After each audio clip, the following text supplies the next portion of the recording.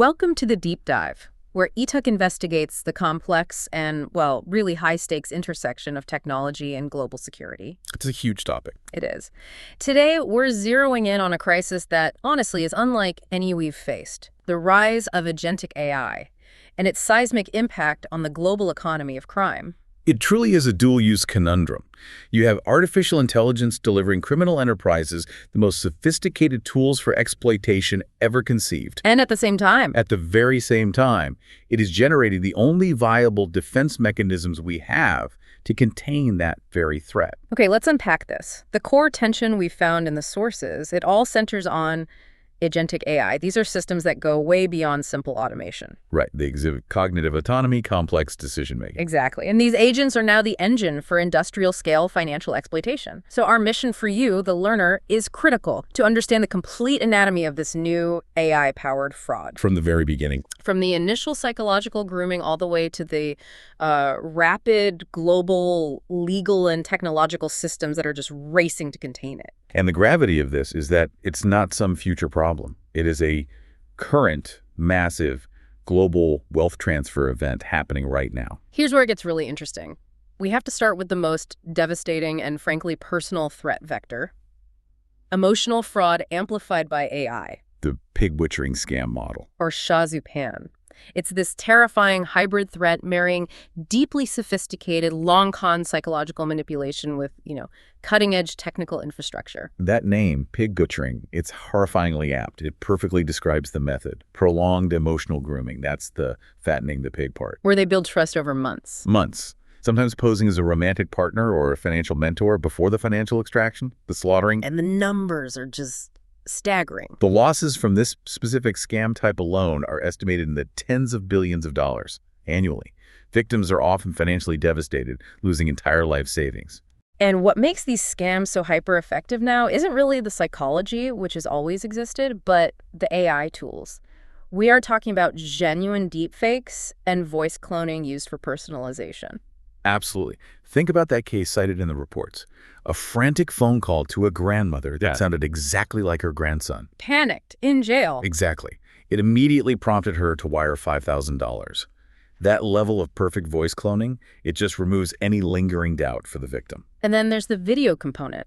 Scammers using deepfake tech to convincingly mimic, say, a Social Security official or a reputable investment advisor. To establish that initial layer of perceived trust and authority. But the real game changer is how AI finds the target in the first place, isn't it? It is. The precision is surgical, and it's all driven by predictive targeting. AI algorithms sift through these vast data sets, public records, leaked passwords, social media behavior to build detailed profiles. And then what? They just flag people. They identify specific vulnerabilities. Factors like age, location, financial stability, even online interaction frequency. They flag those most likely to respond. So why do the sources emphasize older adults as being particularly vulnerable? Is it purely a lack of digital savvy? The research suggests it's far more complex than a simple tech gap.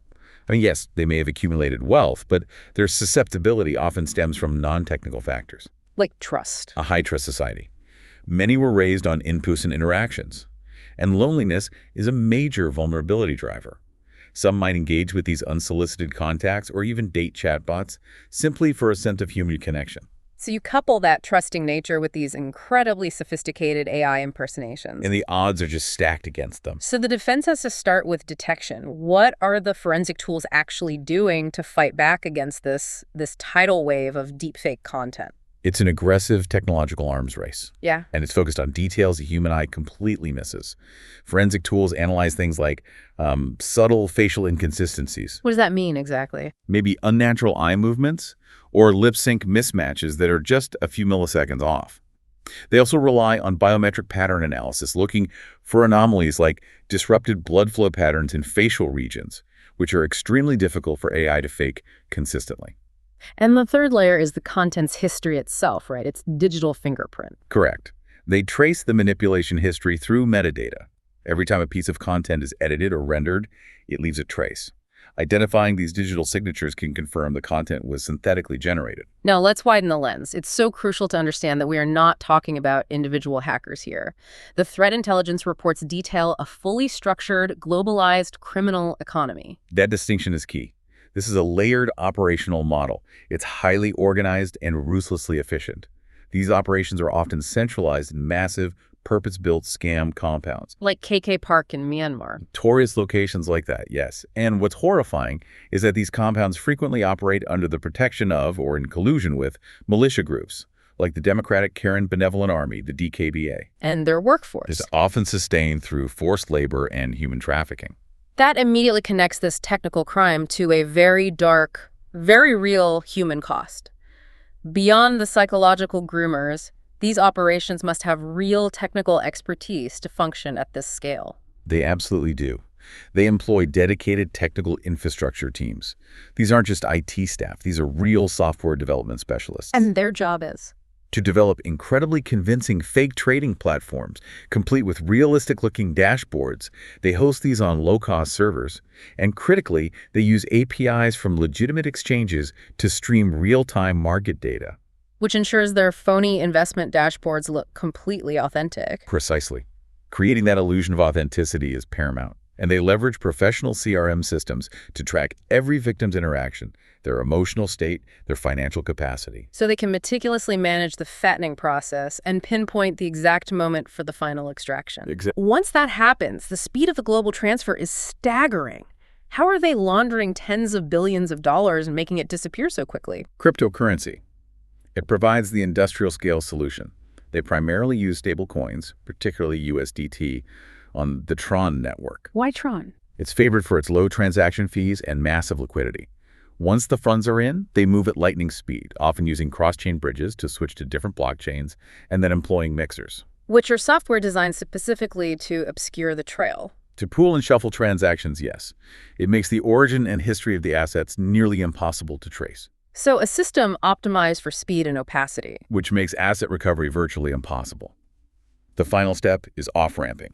The money goes from crypto back into fiat currency through over-the-counter or OTC brokers. Who operate outside of the strict KYC rules? Often, yes.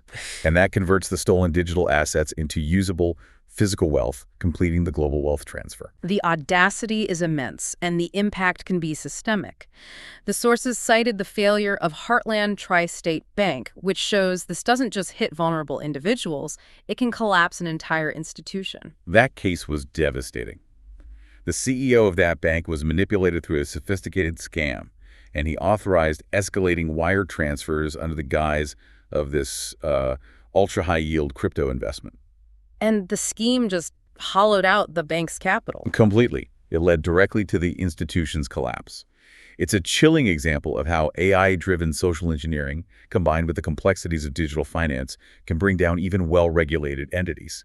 Given that scale of failure, governments are clearly playing catch-up. Since that collapse highlighted the need for corporate responsibility, let's shift focus to the legal frameworks being deployed, starting with the UK.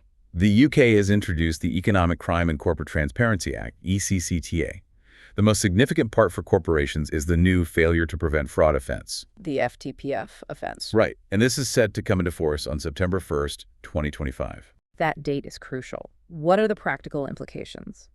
It dramatically shifts the burden of defense. Large organizations, those with turnover greater than £36 million, can be held criminally liable if a person associated with them commits fraud to benefit the organization. And the organization lacked what they call reasonable fraud prevention procedure. Exactly. The corporation is guilty unless it can prove its due diligence. That seems like a massive compliance undertaking. We're also seeing the government equipping its own anti-fraud teams with new powers. Yes.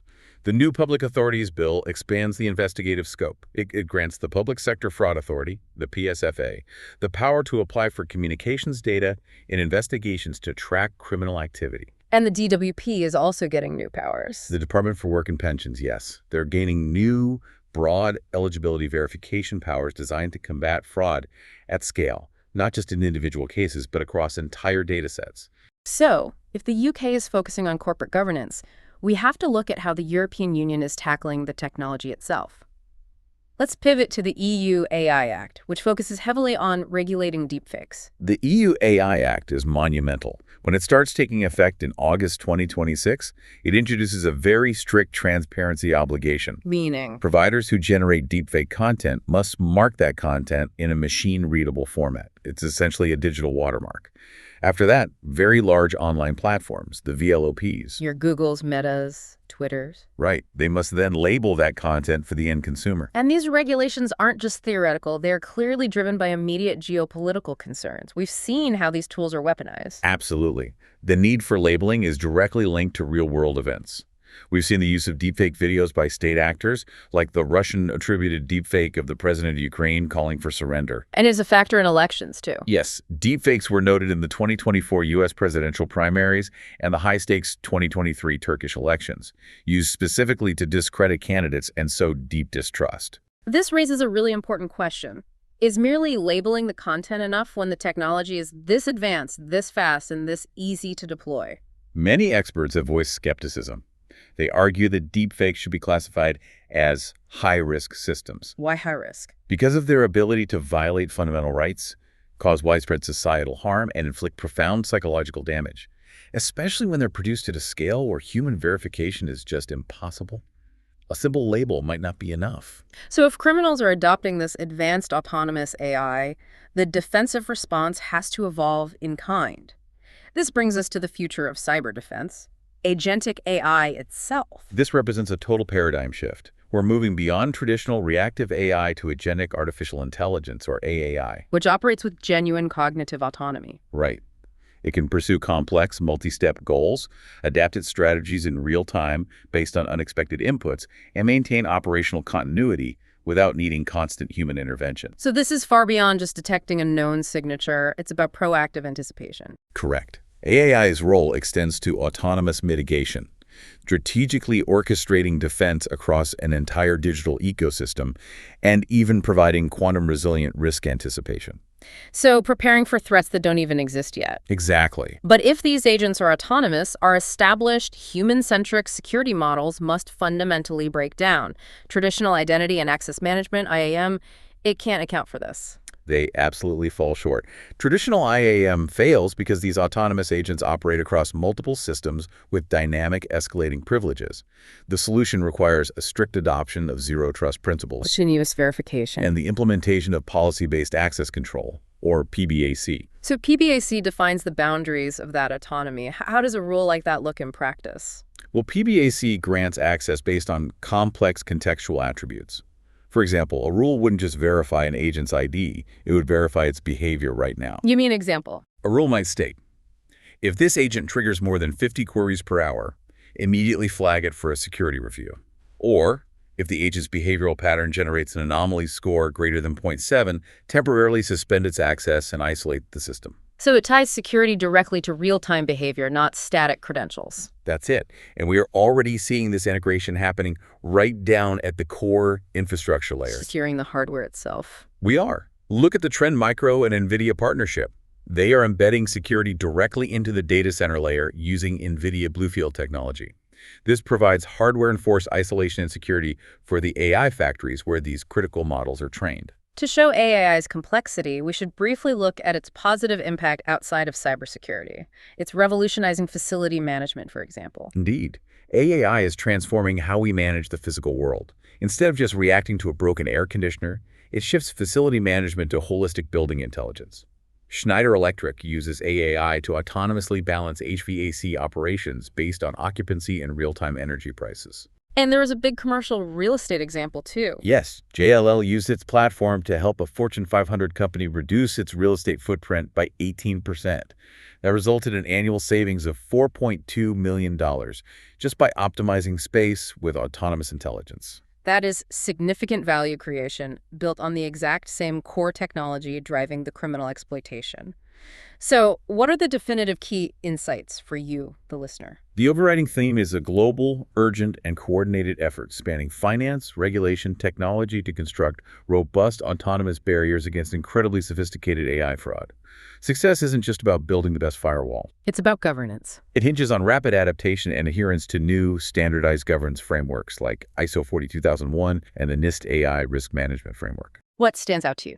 For me, it's the defining convergence. We're living in a digital ecosystem where offensive and defensive AI capabilities are just racing forward simultaneously, and the stakes are immense. Trust, billions of dollars in global wealth, and ultimately the integrity of democracy itself. So here's the final thought for you to explore. We know that financial crime fueled by deepfakes costs individual and institutions tens of billions of dollars annually. Yet experts predict AI-powered management systems could generate a massive $1.2 trillion in potential value in the commercial real estate sector alone by 2030. Given the sheer scale of both the losses and the gains, the ultimate question isn't whether AI should be governed, but who will define the ethical and technical line between economic enabler and economic destroyer, and how quickly that line can be enforced across the vast, borderless expanse of the digital economy.